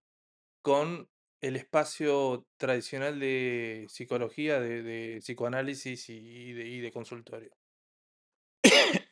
Porque hay veces, desde mi juicio, se confunde eso. Sí, claro, claro. Ujú, Sin duda, son dos abordajes, dos accesos totalmente diferentes. Partamos, yo me gusta ser bastante directo con esto y muy respetuoso. La psicología es una ciencia, el coaching no, es una ok, disciplina. bien, La ciencia, para ser ciencia, necesita trabajar con objeto de estudio, con problemas, con disfunción. Entonces, la psicología, especialmente la más clásica, necesita para poder contribuir tener el análisis o el diagnóstico, si querés, de lo que está pasando. Los ujú, coaches no diagnosticamos, no pronosticamos, los coaches no trabajamos con un problema, nosotros acompañamos. acompañamos ante una situación de necesidad de conversaciones que precisamente consoliden ese presente y ese devenir de la persona. Escuchamos, no damos respuestas como soluciones, pero evocamos la reflexión de la solución en el coaching. Son abordajes diferentes, Ok, ¿no? Muy, muy diferentes. Yo conozco muchísimos psicólogos, de hecho, en 30 años casi he formado, certificado a algunos psicólogos y psicólogas que han sido maravillosos, porque han combinado lo que ellos tenían como psicólogos con el coaching ontológico. Yo siempre les digo, la clave es preguntarte qué sombrero necesitas usar. claro. No uses el sombrero de psicólogo cuando te están pidiendo coaching y no uses el sombrero de coaching cuando es necesaria una asistencia psicológica. O eso son cosas diferentes y muy. Distinguir la competencia. Sí, totalmente, totalmente. Y terminaba diciéndote que la negociación tiene como elemento principal el conflicto. Si no hay conflicto de intereses, no necesitas negociación. Ujú. Si no hay compromiso, no hay coaching. Y si no hay un entregable, un puerto al cual llegar, no hay facilitación. Esa es la oferta que nosotros hacemos en nuestras formaciones. Bien, perfecto. Hablaste sobre competencias técnicas y acá me quiero profundizar en el espacio donde hablamos sobre el líder de la organización, el líder de época, Sí. las competencias que tiene que desarrollar un líder o que tiene que tener un líder en una organización del siglo XXI. Ujú. Y del siglo XXI ya transitada, porque estamos transitando casi el 30% del siglo. Claro, O claro, sea, muy ya estamos avanzado, estamos avanzados muy, y con aceleración de total, muchas cosas. total. Eh, donde venimos de la escuela donde hablamos sobre habilidades blandas, Blandas y duras. habilidades duras, y yo ahí vengo trabajando una conversación donde la llamo a las habilidades blandas, competencias técnicas o habilidades técnicas, y que muchas veces A las yo, blandas, no, a las blandas genéricas, decís, no, a las técnicas, sí, a a las las duras competencias duras técnicas, que técnicas. exacto, ahora sí. Exacto. Sí, Bien. lo dije al revés. Está muy bien, está muy bien. Em, donde digo, bueno, en una organización, en un líder, las competencias técnicas se aprenden o se contratan. Clarísimo. Y las habilidades blandas, me permito este juego de empezar a llamarla, desde mi juicio o desde mi agregado de valor, competencias poderosas Ujú, ujú, y que potencian. ujú. Donde estas habilidades no las puedo contratar, las tengo que desarrollar. Desarrollar, correcto. ¿Cuáles son esas habilidades poderosas, esas Mm, habilidades blandas mm, que tiene que tener el líder hoy? mm, El mm. líder de la organización del siglo Sí, XXI. sí, sí. Está muy bueno que hagas la distinción porque yo puedo tener un contador, un abogado, un piloto de un avión, un operador técnico que Una sepan, IA para las técnicas. sí, si querés, claro, que sepan hacer muy bien lo que hacen y tengan resultados. Sin embargo, carecer de algunas competencias que algunos llaman blandas, yo no las llamo blandas, porque de blandas no tienen nada a la hora de ser profundas. Por eso las llamamos poderosas. Poderosas, muy bien, genéricas, humanas, ¿no? ¿Sí? Eh, entonces, digo, de nada sirve tener competencias técnicas si yo no tengo, de nuevo, vuelvo sobre la sensibilidad como disposición para reconocer al otro, a la otra persona como un otro como yo. Claro, No es que yo soy jefe y vos sos empleado, entonces ya hay una diferencia. No hay diferencia ontológica humana entre vos y yo. Si yo parto por la sensibilidad, esto va a impactar en la manera en que te escucho, en la manera en que te hablo. Entonces, esta disposición a reconocer y valorar a quien tengo al lado, y que no es solamente un operario, una eslabón en la cadena, una parte, como se entendió durante muchos años, una pieza del mecanismo, no funciona, lo cambio, ¿no es cierto? Em, entonces, esa sensibilidad que nos permite escuchar con apertura, hablar con responsabilidad, son, te diría, casi más de la mitad del juego, bien, más de la mitad del juego. Pero después empiezan a aparecer otras competencias que vos llamás poderosas, más humanas, que tiene que ver con cómo tratar con muchas de las cosas que hoy nosotros dijimos hoy. Yo podría tener mucho de conocimiento de complejidad, pero si ese conocimiento de complejidad no lo humanizo, entonces cuando venga la persona, líder dijiste, en un claro, equipo, con su complejidad de vida, con su familia, ¿sabés cómo voy a terminar respondiendo? Mira, tu casa es tu casa, acá se viene a laburar, como se respondió claro. mucho, mucho, ¿no? Como, Entonces, como ese ejemplo que diste de la pyme familiar. ¿no es El cierto? domingo en el asado una cosa y el lunes otra Exacto, cosa. exactamente. Entonces, poder eh, procurar entender que hoy la existencia es compleja Bien, y que no nos asusten las variables, que no nos escandalicemos por las variables, sino que es parte de, si yo voy a liderar y asumo el compromiso de liderar, de poder incorporarlas en esa relación. Otra de las competencias poderosas es basar nuestro desempeño en nuestra relación, cuidar la relación, no solo usarla. Hay un conjunto de cosas mm, que empiezan a ser muy, muy importantes, como dentro de toda esta complejidad es que estamos descubriendo que somos seres emocionales que pensamos, ¿no? Entonces nuestro combustible hoy especialmente es emocional, especialmente es emocionalmente. emocional. Vuelvo al hecho, esto que hablábamos del líder, de las competencias, hablamos del CEO, de la escuela. Vos te dedicás a la formación, a la educación del adulto, que es Sí, muy distinto a educar adolescentes o en jóvenes. la educación formal, primaria, secundaria y demás. ¿Cómo trabajás ahí el recorrido? Porque el adulto viene con su experiencia, viene ya sea con una formación, con una educación formal, si viene de una alguna carrera, o tal vez con lo aprendido en totalmente. su trayecto, laboral. ¿Cómo aprende el adulto? Bueno, vos seguramente sos un hombre de educación, tendrás la diferencia entre pedagogía y andragogía.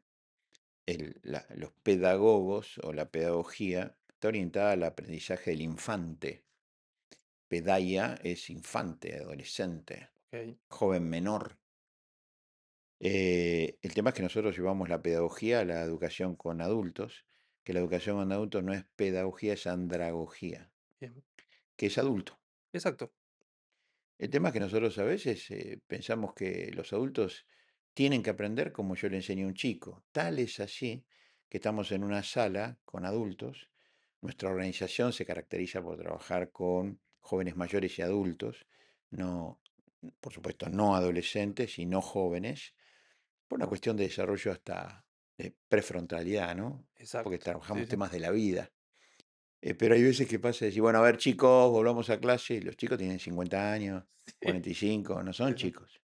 Pero también pasa en las empresas. ¿No te pasa a vos que hay jefes o personas o coordinadores? El otro día estaba en una reunión de directorio en una empresa, ¿no? Y estaba medio revuelto el directorio. Y al presidente del directorio, de una empresa muy conocida, no le gustaba eso. Yo estaba sentado al lado de él, estaba facilitando una reunión, y, y agarra y dice, bueno, bueno, chicos, presten atención que vamos a seguir acá. Y yo sentí por dentro yo, viste, una incomodidad yo, porque es como si lo hubiese dicho yo. Lo dijo él, pero como Claro, si me estaba favoreciendo a mí de que yo, viste, tenía que tenerlos a ellos sentados. exacto. Entonces, fíjate cómo la pedagogía la tenemos hasta aún en el liderazgo empresarial. No son chicos, son colaboradores, son compañeros de trabajo, compañeras de trabajo, son adultos. Entonces, el adulto aprende de una manera diferente a un niño. ¿Cómo aprende? ¿Cómo aprende? Aprende reconociendo que no tiene tiempo para perder. Claro, No tiene tiempo para tiene mucho perder. valor el tiempo ahí. Mucho. La valoración del tiempo es clave. Después tiene una experiencia de vida, aprendizaje que necesita que sea no necesariamente reconocida, pero sí conocida. Claro, Es decir, yo te la comparto. Entonces, puedo aprender por tu otra experiencia de vida y vos puedes aprender de la mía. Por eso en nuestros procesos compartimos todo el tiempo cosas de la vida, cómo lo estás aplicando, cómo te fue, dónde te duele la vida, dónde el traje de la vida te cae bien. Preguntas clásicas para el coaching de época. mm, ¿No? ¿Dónde te duele la vida? ¿Dónde la vida te cae bien? Que puedas expresar con libertad, con seguridad, con confianza aspectos de la vida. Entonces, tenemos tiempo, tenemos experiencia, tenemos la posibilidad de lo que se llama rápida transferencia o aplicabilidad. El adulto exacto. necesita rápidamente ver cómo lo aplica. El joven, el adolescente, ni le importa cómo lo va a aplicar. Simplemente se llena de información. De hecho, tenemos tantas materias en las currículas que no sirven para nada, pero nadie cuestiona eso. ¿Por qué? Porque hay que saber que 2 más 2 es 4. En cambio, a un adulto no le puedes contar la historia de que vos, 2 más 2 es 4 y te va a servir. No, no, no, no. Claro, Entonces, tiempo, compartir experiencias y transferencias son tres elementos claves para los adultos. Y por último, el ambiente. El claro. ambiente tiene que ser liviano. El ambiente tiene que ser no una joda, como se dice en griego, pero tiene que ser ameno. Tiene que ser empático, ameno, Ameno, ameno, ameno. ameno. Y si con cortes de humor, siempre es bienvenido. ¿Sabes qué? Esto que decís del adulto me trae, yo dirijo una carrera universitaria que es a distancia, 100% a distancia, Mm, y ya hace más de 10 años que está esta carrera, pero en la primer corte que lanzamos en 2014, cuando empezamos la tecnicatura en higiene y seguridad en el trabajo, no empezamos a dar cuenta que la población de nuestros alumnos, esto que decís chicos, ¿no? Nosotros hablábamos, nuestros chicos, nuestros... No, la población de nuestros alumnos eran 40 años, mirá vos, promedio promedio. 40 años, Y 35, 40, 50. Y en los primeros trabajos nos empezamos a dar cuenta que eran de altísima calidad mirá, y no tenía que ver con lo académico en sí. ¿Qué pasaba? O qué pasó y hasta el día de hoy es así nuestra población. Nuestros alumnos, que no son chicos, tienen un recorrido y una experiencia Claro, gigante. Nosotros claro, tenemos alumnos que trabajan en el petróleo, en la minera, y tal vez la educación a distancia les permitió terminar su educación formal. Y cuando vienen a rendir sus trabajos, tomamos clase, claro, porque es un claro, ida y vuelta, claro. nada, y ahí me hace referencia a esto que me decías de los chicos. Nosotros como educadores, en el modelo mental que tenemos de transcurrir en la educación formal, los chicos no, los chicos son profesionales. Profesionales, exactamente, que te van a enseñar a vos más de una cosa cuando estás hablando en la teoría de qué hacer ante el pozo de petróleo Claro, con la banda de seguridad arriba para que no se te caigan arriba y, y viene el tipo y te dice, bueno, lo de la banda de seguridad queda un poco limitado, por eso claro. nosotros reforzamos con tal y cual cosa, y vos no lo tenías en el manual, pero ellos Exactamente, sí. ¿Por qué? Porque se cayeron. exacto, tienen esa experiencia. Tal cual. Ale, da para un segundo capítulo, Con te voy a gusto. proponer en una segunda vuelta. Cuando saque el nuevo libro, si querés. Dale, en el segundo ¿Eh? libro Sí, sí. volvemos con una segunda entrevista. Hablamos de complejidad, hablamos de que la complejidad es vivir en la complejidad, gestionar En la complejidad en la complejidad, que el cambio ya queda corto, queda corto. queda corto. Para lo que es el líder, para lo que es esta época, me gustaría que, nada, a nuestra audiencia, a nuestro público de Red de Talentos, haga su cierre con un mensaje de lo que para hoy vos es el liderazgo en una organización. Mm. Eh, yo estoy reflexionando mucho en este último tiempo de un día a la vez. Bien, Y entonces ya lo que hice fue seccionar dentro del devenir, en la flecha de tiempo, pasado, presente y futuro, ya tengo el segmento, ¿no? Un día a la vez. bien. Ahora viene la pregunta, ¿cómo ese día a la vez? Y últimamente estoy compartiendo algo que, como te dije hoy, yo escribo libros desde mis entrañas, si querés un poco egoístamente, diciendo, primero lo necesito yo. Y una de las cosas que en el último tiempo estoy compartiendo es que desarrollemos como líderes en servicio de época, primero y principalmente, dado que nadie puede dar lo que no tiene, mucho menos lo que no es, vivir ese día a la vez con dos P, digo, ¿no? ¿Cuáles serían las dos P? La pasión y la paz. La pasión en referencia a lo que tengo como posibilidad de vivir ese día y terminar ese día con paz, sabiendo que ya ha sido vivido, Bien, que nada puede ser diferente, pero que al mismo tiempo al irme a dormir en paz, mañana volverá a salir el sol. bien, Y cuando mañana vuelva a salir el sol, vivir ese día con pasión y paz, sabiendo que ya ha terminado, pero al mismo tiempo la pasión de que mañana vuelve a salir el sol.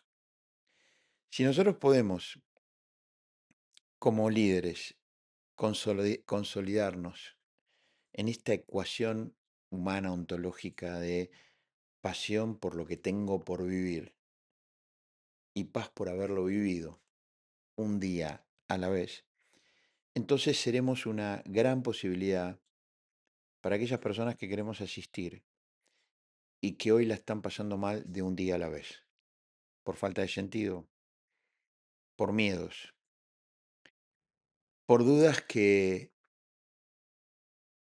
sufren por la duda de su existencia. Borges decía, se acaban de cumplir 40 años, ¿no? De su muerte, creo que fue el lunes. Borges decía que la duda es uno de los nombres de la inteligencia. Lo que no es de inteligentes es vivir con duda. Entonces los líderes de época necesitamos abrazar esa existencia con dudas, con inquietudes, con incertidumbres, y asistir a las personas para que al abrazar, Morán decía que la complejidad es la disposición de abrazar. La persona compleja abraza, no rechaza. Entonces, al abrazar, compasión por vivir, y paz por lo vivido. Y ahí, excelente. un día a la vez. Bien, bueno. Muchísimas gracias, Ale. Espero que hayas disfrutado este espacio. Muchísimo, muchísimo, Y muchísimo. para cerrar, Oh, muchas un gracias. pequeño obsequio del programa. y de todo el equipo, Muchas gracias. para abrir. A ver. Contarte que Red de Talento no lo hace Pablo Coronel solo, hay un equipo atrás, hay gente de cámara, hay Sí, muchas gente de gracias. logística, hay una dirección y hay ¿Lo una abro? idea. Sí, sí, por favor. A ver. De costado. Ahí Ah, tiene una. correcto, de costado. Gracias por el comentario. Ah, muy bien, muchas gracias. Un placer. ¿Cómo voy a disfrutar esta copa?